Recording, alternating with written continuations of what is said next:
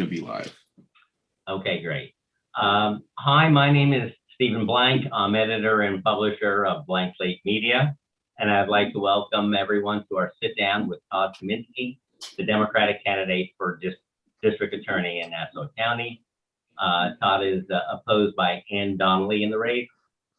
We are joined in this sit down by Brandon Duffy, a reporter for Blank Slate. This sit down is part of a series of sit downs we're holding with candidates for town and county positions during the 2021 election campaign. And let me start, Todd, with the question. Why don't you just tell us about your background and how it prepares you for the position and why you decided to run?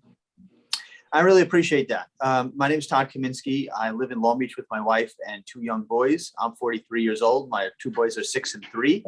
I grew up in Long Beach, so I'm like a lot of people in Long Beach, find myself back where I came from, and it's a wonderful community. I became a lawyer, graduated from the University of Michigan and NYU Law School, and I really wanted to go into public service. And after doing a brief stint privately, I decided that most fulfilling were to be to try to help people as a career. And so I became a domestic violence prosecutor in the Queens DA's office. And actually my first boss was Madeline Singas, our outgoing DA here. And I learned a great deal about how to talk to all different types of people, how to handle really tough situations. I was in precincts in the middle of the night, in emergency rooms, doing lineups, videotaped confessions, figuring out, when to help make an arrest and when to prosecute a case. And I worked on everything from domestic violence to special victims work to violent crimes of all kinds. And in 2008, I left there to become a federal prosecutor in the U.S. Attorney's Office. And it was a tremendous honor every day to walk into court and say, "Good morning, Judge Todd Kaminsky for the United States of America." And I took that responsibility very seriously. I worked on everything from violent crime to white-collar cases. I prosecuted a major drug trafficking ring known as the Rosamond Organization, which was basically worked it from scratch and ended up doing a 24-member takedown of one of the most prolific narcotics trafficking organizations on the East Coast. But I ended up specializing there in political corruption from both sides of the aisle.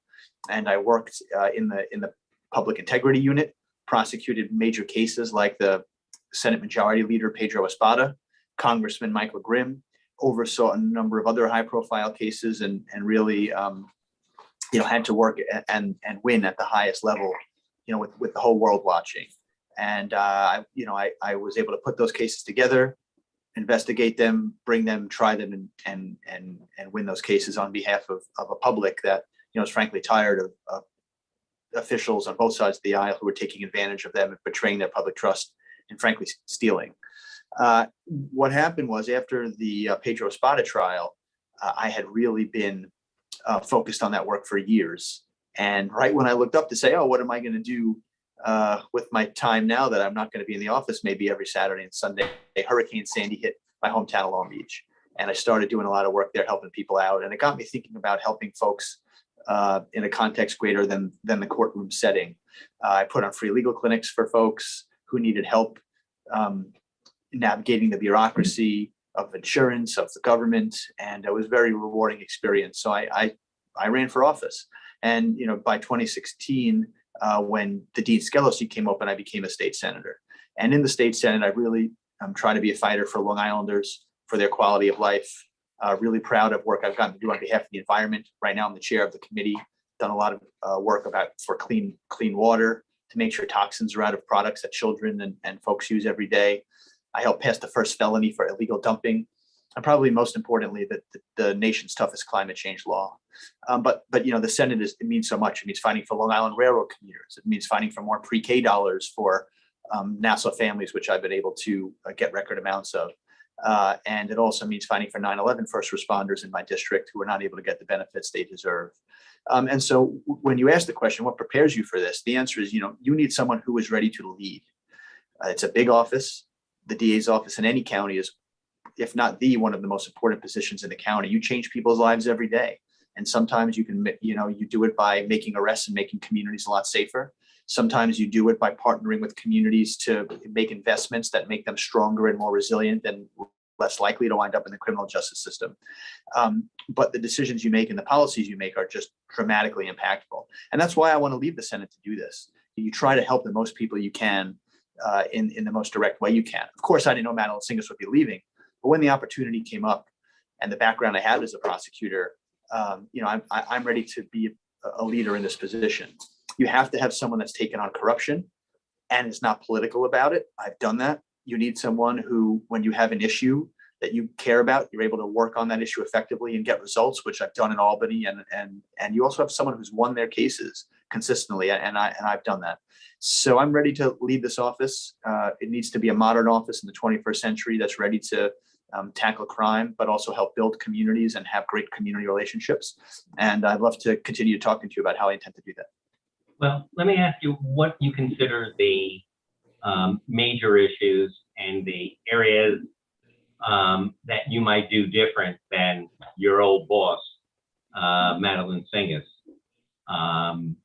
So what do you see as the important things that you need to tackle going forward and that will require your attention?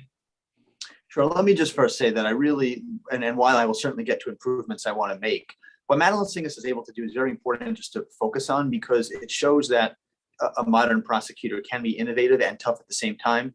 Madeline Singas, Judge Singas, I should say now, was able to drive down crime with one hand and with the other hand, build innovative programs that help people get better and not be part of a system that might sometimes lead to bad outcomes where people continue to be part of that system.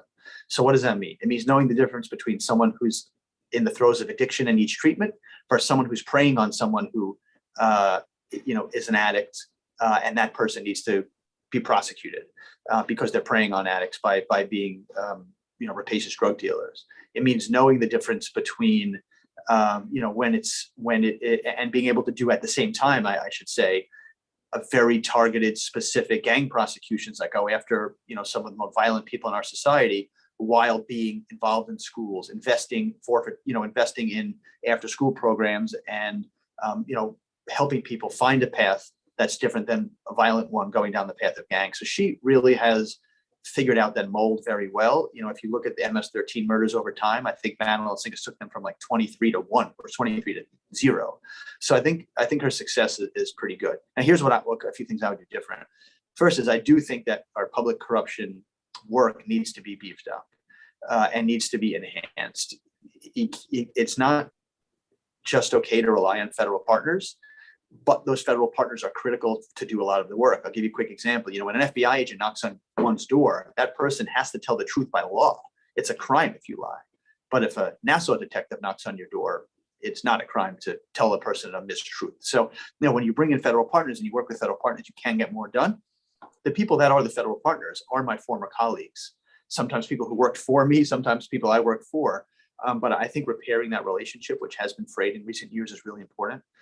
But also, to make corruption cases, you need two things that I think I can bring. First is you have to want to do it.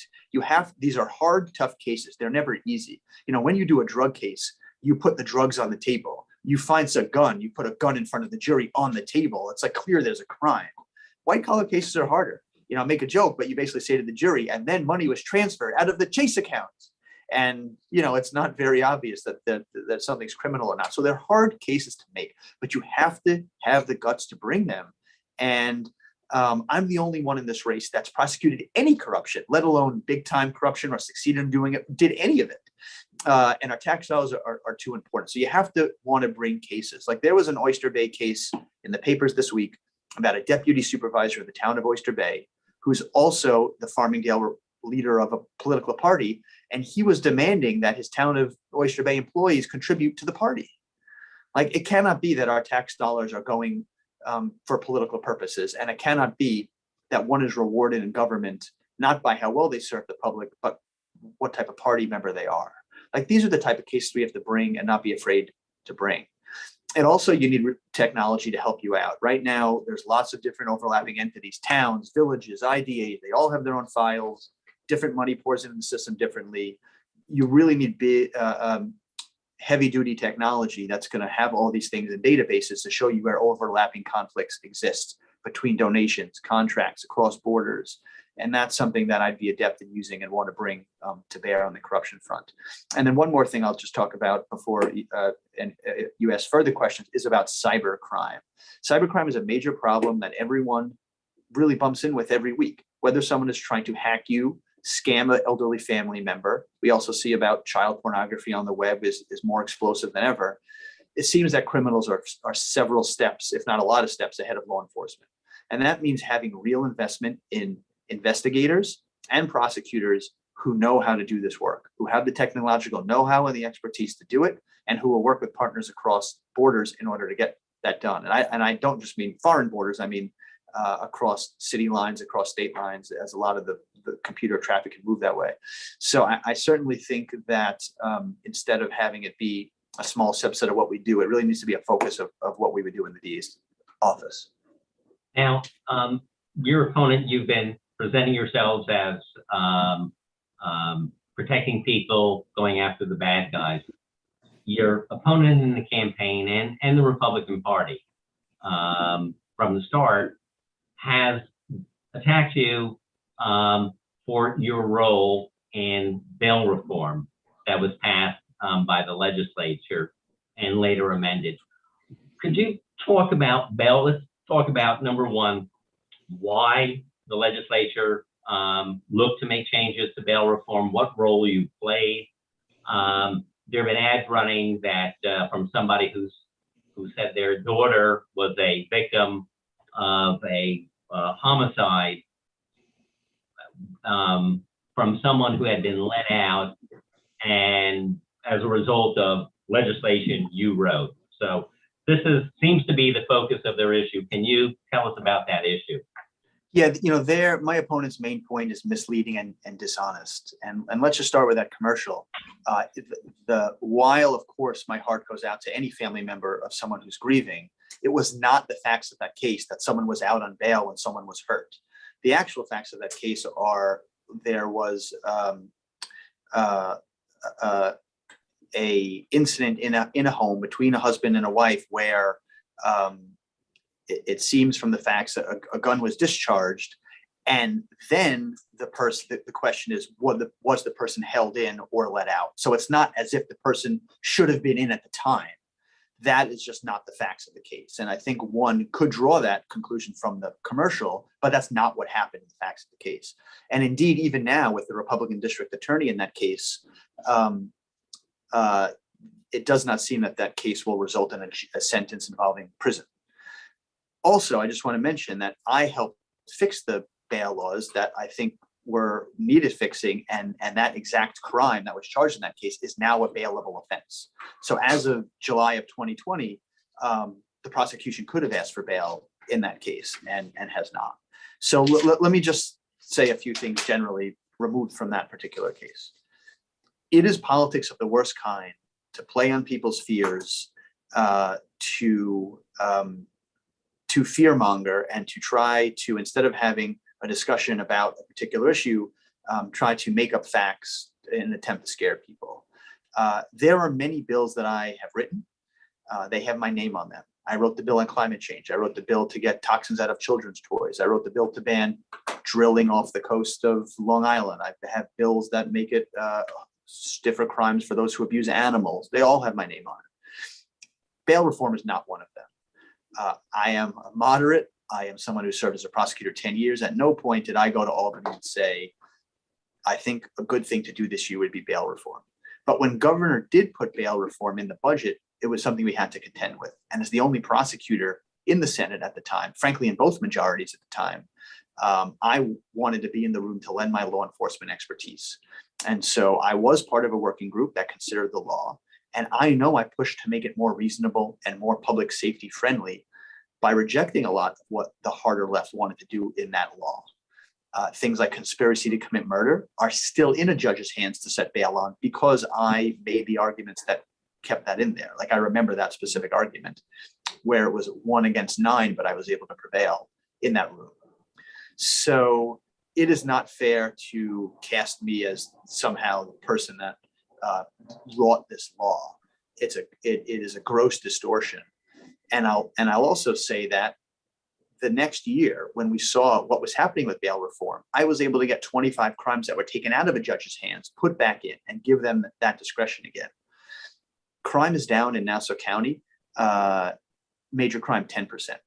And I'm proud of the work I've done. And that meant fighting the left wing of my party to do that. I did not get the Working Families Party line in this race. When you vote on November 2nd, I won't have the Working Families line because they said I rolled back bail reform.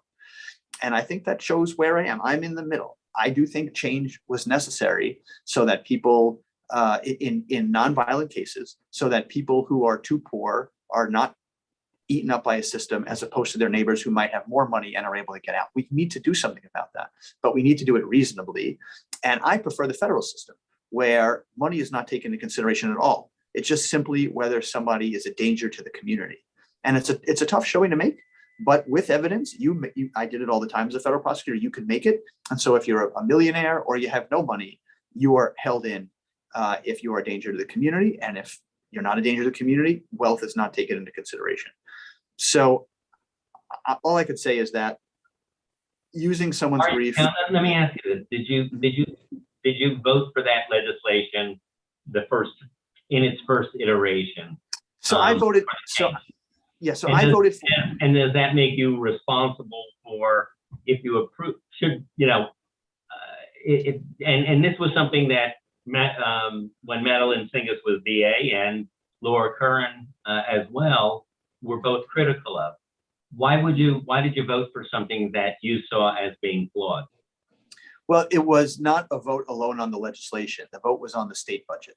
And that meant you had to vote for school funding, environmental changes, shutting the government down or not. And obviously, wanting a budget that does not fail for the state is not a small consideration. Neither is school funding, and neither is the tax cap was certainly in consideration that year. So there was a lot going on. So I never got an opportunity to have an up or down vote on it.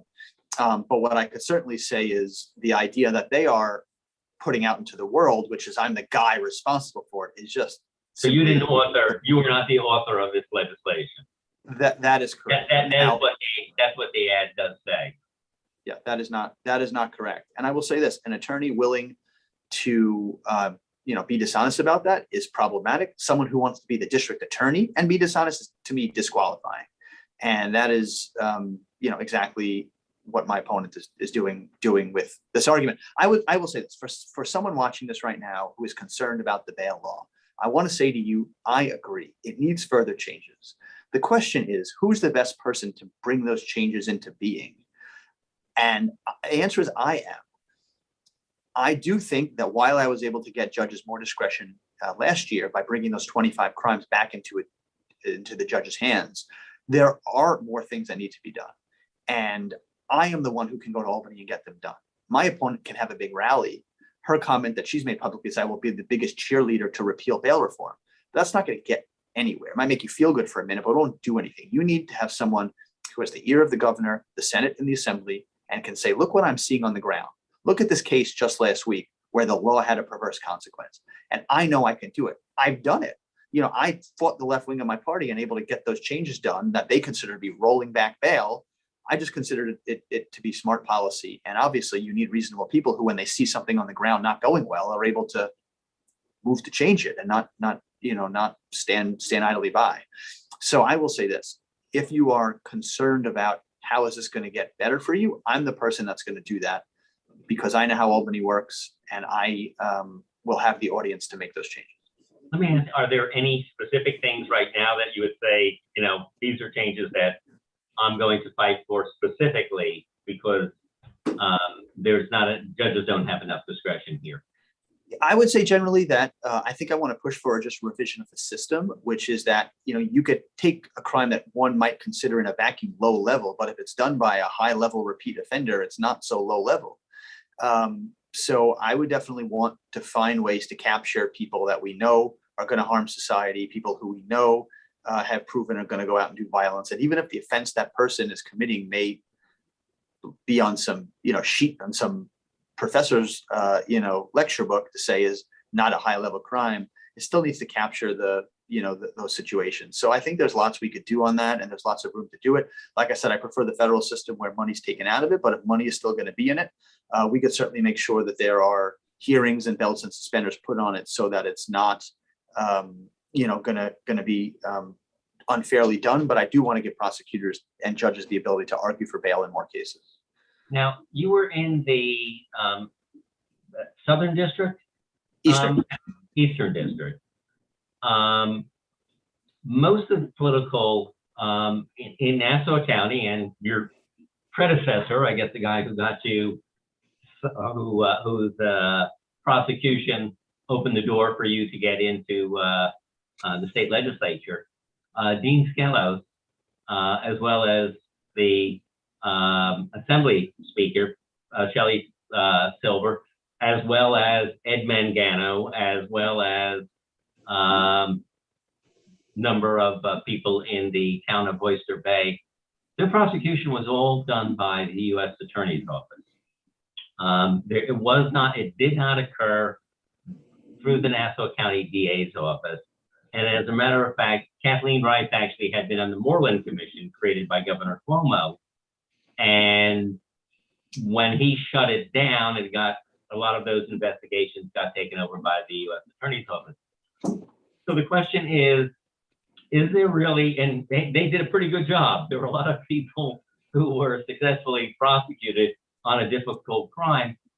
Is that something that should be the U.S. Attorney's Office? Are they better equipped because when they do interview somebody, and if you lie to them, it is perjury? Or is there a role for the DA's office to investigate? There's no doubt there's a role for the DA's office. It has to. The DA's office has local knowledge. It's the federal departments have so few people that they're very choosy in what they want to go after. And of course, you could make something that when you continue to pull the thread, becomes something much bigger. So there needs to be more partnerships, is the way I would put it. But there's no doubt that there's an incredible role to play for local DA's offices that make cases. I mean, the Manhattan DA's office certainly makes important public corruption cases, and there's no reason why Nassau can't continue to do more with that and push the envelope on that. But when everyone works together and is on the same team, you get better results.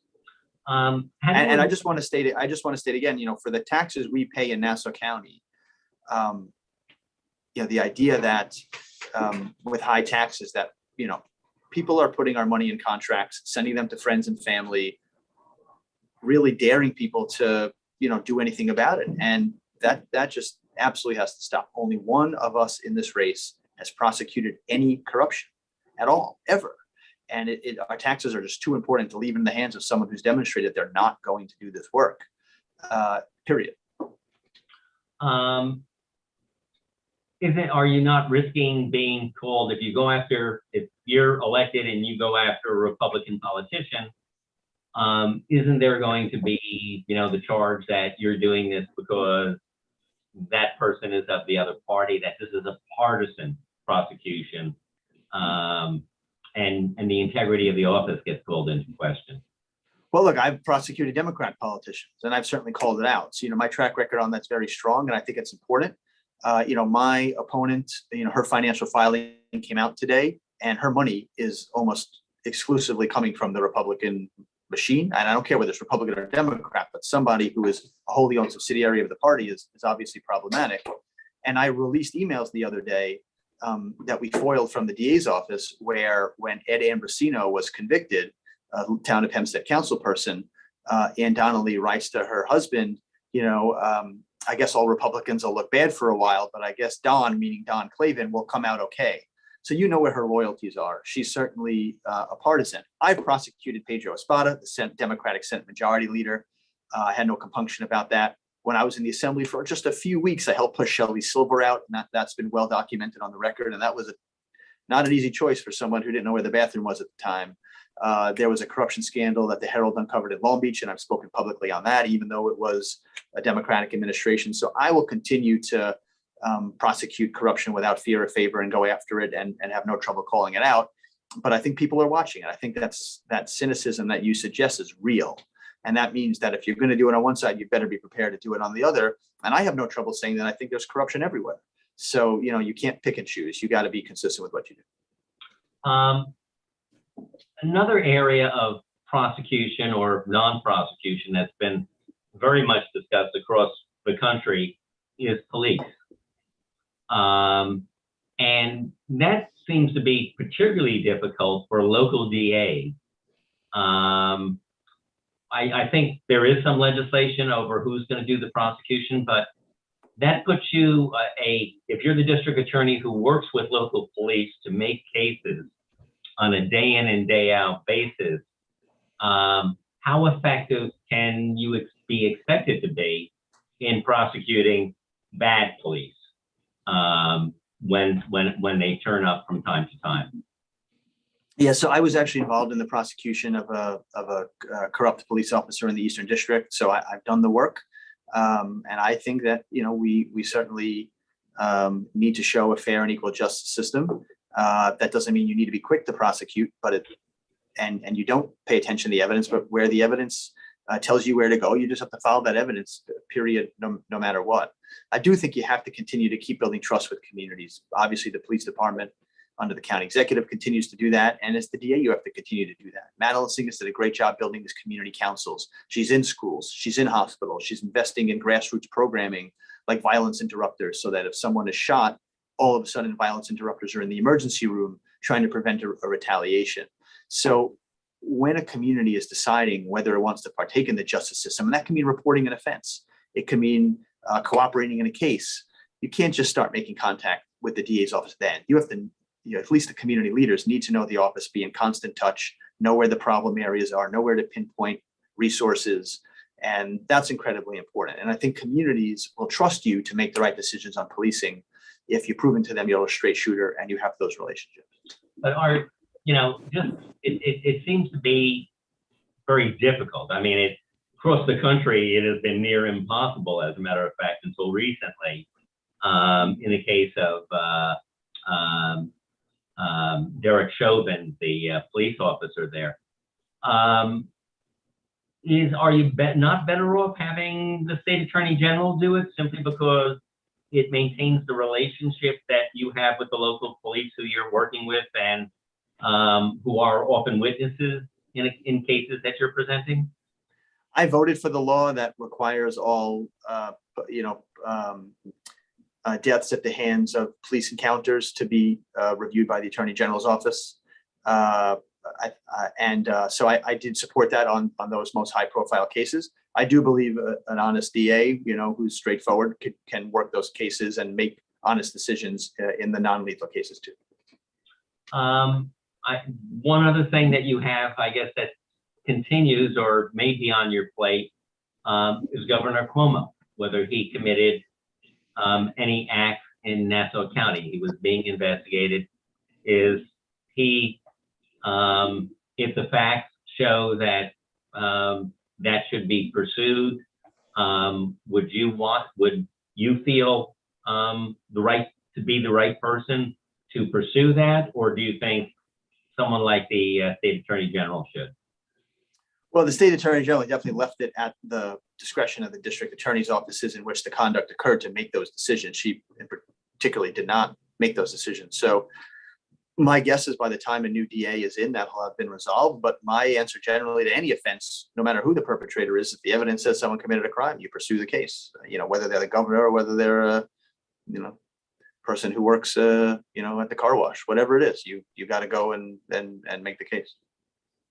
You were talking about the amount of money that was raised. You've actually, your campaign has raised a good deal of money as well through various people. Is there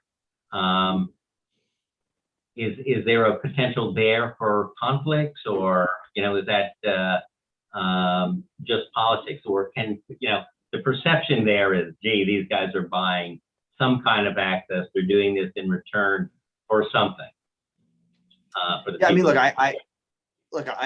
I think that you have to establish policies to avoid those conflicts. That means not taking money from people who have cases before the office, and obviously, demonstrating that you're going to be not playing any favorites. But there's a big difference between my filing, which comes from individuals, that I know, versus having a political party fund your race.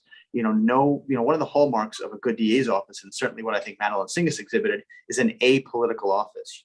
You're not filling it with jobs because the party wants you to. You are not making decisions that benefit one side or the other. You're not caring whether the party leader likes your decision or not. When your basically entire campaign is funded by the party, which my opponent's is, it raises very serious questions about whether someone is going to be in a position to bring cases that rankle party leadership. And that is a conflict that is very serious and very undermining.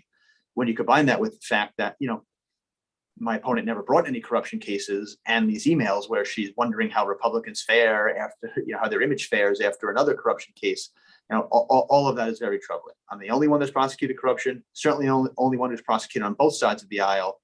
And I made it a hallmark of my campaign. I have a positive vision of how to work this office. I'm not just trying to scare voters. I'm telling them why they need to believe in something, and believing in someone who's going to protect their tax dollars, I think, is a very important part of my message.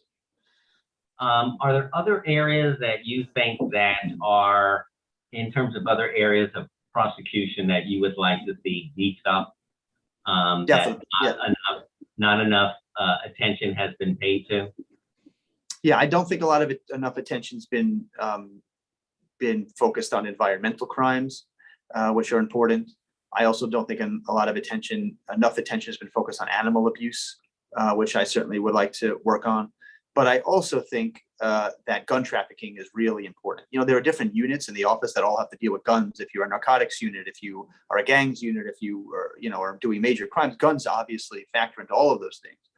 But there's a major flow of illegal guns that come from other areas that are used in Nassau, and that we need to work with partners to crack down on. And I believe that prosecutors just focused on putting together a strike force to combat the flow of illegal guns into our area and figure out where they're coming from and how to work with partners on stamping that up. Are there areas that you would like to reach out to, any groups that you'd like to reach out that you feel have not been brought into, have not been in contact, that could assist law enforcement if there were closer relations? Sure. Look, there are a lot of vulnerable and underserved communities, like immigrant communities, that I think could benefit from a closer relationship. But I do think the rise in hate crimes is very troubling. Whether you're Asian, Jewish, LGBT, what have you, you would like to think that as we go further into time, we're getting more tolerant. But the last few years have really called that into question, and the hate crime numbers have skyrocketed. Hate is kind of always beneath the surface, and if you give it breathing room, it will come out. And that's certainly happened in the last few years. So I do think we have to have constant conversations with those communities to let them know that we're with them, that we care, that when there's incidents, they feel free to report it. And it also means that we're constantly in schools teaching about tolerance. The fact that very few millennials could tell you what Auschwitz was is crazy. And if we don't learn history and we don't teach it to our young people correctly, it's certainly going to have these terrible, catastrophic consequences. So I do think a DA's office could have a very important role, from deterrence and education all the way through, enhanced prosecutions, making sure that communities feel safe in their own areas. One other thing, there's the notion of qualified immunity. This is not actually in your wheelhouse, it's more of a legislative thing. But do you think that the concept of qualified immunity has had a negative impact in terms of policing, where there's a lack of accountability for bad police? I have kind of an opposite feeling on it, which is that we want our police officers to be aggressive in appropriate circumstances and jump into the fray. When you are confronted with a violent situation, you're praying a police officer be there and act. And if police officers are worried that a given act can result in them losing their savings or not being able to send their kid to college, or in a lawsuit that takes years, I think it will inhibit or chill their ability to want to act in a way that we hope they would in a very difficult situation. So I definitely think there are ways of holding police accountable that we need to continue to work on and grow. But I do not think qualified immunity, where you're able to sue officers and receive judgments right out of their bank accounts, is the way to do that. Do you think that the movement of Black Lives Matter that followed the murder in Minneapolis of George Floyd. Do you think that had a negative effect on law enforcement? Because we've seen a spike in homicides, although not crimes. But do you think that made police less aggressive and could have contributed to a rise in crime? Look, I think it is a false choice to have to pick between wanting police reform and supporting police. I don't subscribe to the view that you're on one side or the other. You can really support police. I work with police officers every day as a prosecutor for 10 years. I work with many at Albany to help them get benefits if they got sick after 9/11. I'm endorsed by several police groups in this case that I'm very proud of, but I also think that reform is important and more transparency is important, and making sure that communities have faith in their police is important. I believe a good leader is able to bring people together, enhance dialogue and conversation, increase dialogue between those in authority and those in communities, and can help move us forward without dividing us. And I think that we've had a lack of that leadership writ large lately. I mean, almost worldwide.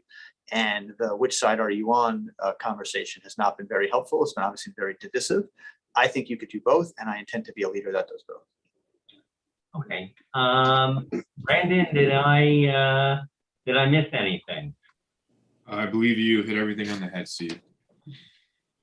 This is our one chance to cross-examine the district attorney. As long as I guess I didn't do anything that would involve you. So my final question is, why should voters choose you over Ann Donnelly in this race? I appreciate that. Voters and taxpayers want someone who's going to be able to lead. You have to proven that when tough decisions come, you are not going to run from them.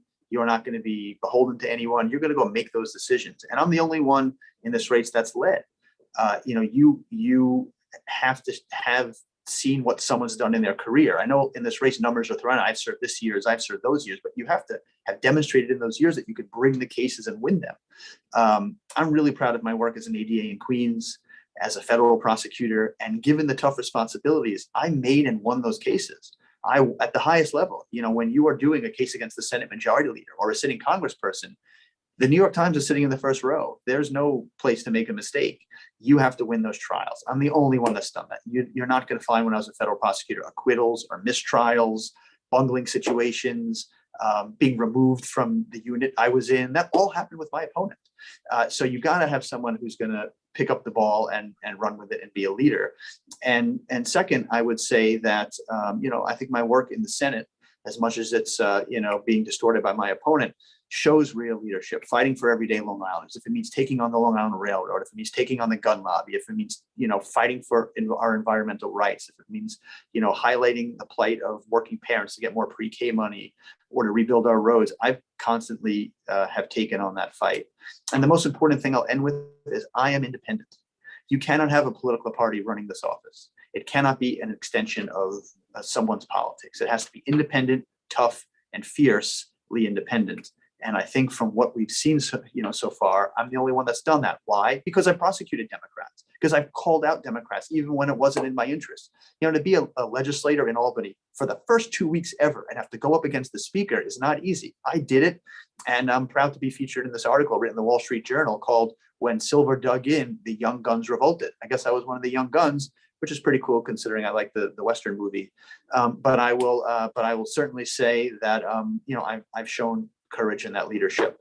On the other side, when you look at who's funding this campaign, when you look at her private emails about caring about Republican image, when you certainly look at being the head of the public corruption unit until she was demoted for doing no corruption work, it's very clear who the person is that's going to be independent in this race.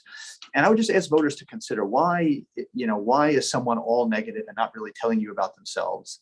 I think you should be, concerned that someone really wants to make this all about distortion of my record, but tell you nothing about themselves. And that should certainly concern you. So look, I hope by the time they're watching this, Steve and Brandon, there's going to be a obviously an interview with my opponent, right next to it. And obviously I hope you do that before she watches this. But I hope that she'll take that opportunity. We have a League of Women Voters debate coming up that she backed out of. So not wanting to answer tough questions from constituents, not being at community events, talking all about the other person. These are all signs that someone may not be ready to handle the leadership in this office. I am. And forgetting anything about my opponent, please know I'm going to work as hard as I can for you. It's been my honor to be in public service since 2003. I've spent the late nights in the precincts. I've held the hands of victims in the emergency rooms. I've dealt with countless number of victims who have depended on me to bring justice for them. And I've really fought hard for Long Island families. No one is going to work harder. No one is going to be more independent and take this job, absolutely as seriously as I can. The DA's office is too important to have anything else for it. And I'm going to work as hard as I can for you. I've knocked on 3,000 doors in this race so far, continuing more right after this is over. And I'm having great conversation with Long Island voters who want someone who's going to keep them safe and keep their tax dollars protected. That's what I'm going to do. Thank you. Well, I'd like to thank Todd Kaminsky for taking the time with us, as well as those who watch now and will be watching later. I'd also like to thank Northwell Health for sponsoring today's discussion, among others. And for those who are unable to watch with us as we did this, a recording of this discussion can be found on Blank Slate Media's website, theislandnow.com, our Facebook page, and our YouTube channel. You'll be able to go to the YouTube channel directly by clicking on a link on theislandnow.com. And a story about this afternoon's event will also appear in the 6 Blank Slate Media newspapers next week. And if you're not already we hope you will support local journalism by subscribing to this newspaper, to the newspaper of your community. And you can also do that at our website, theislandnow.com.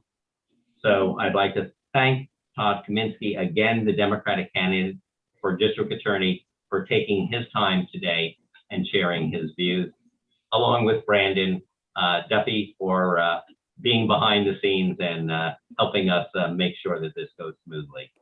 Yeah, Stephen, and let me just thank you for this opportunity. No one should feel bad for me. I signed up for this race instead of doing a lot of other things. But I want people to know that their safety is my top priority. I'm not some far left person who's going to do radical things in the office. I'm going to be tough and aggressive, just like I was as a federal prosecutor. And I'm going to continue to hold corrupt actors accountable, like I did, and will continue to do as well. Thank you. Okay, thank you so much. We'll talk to you soon.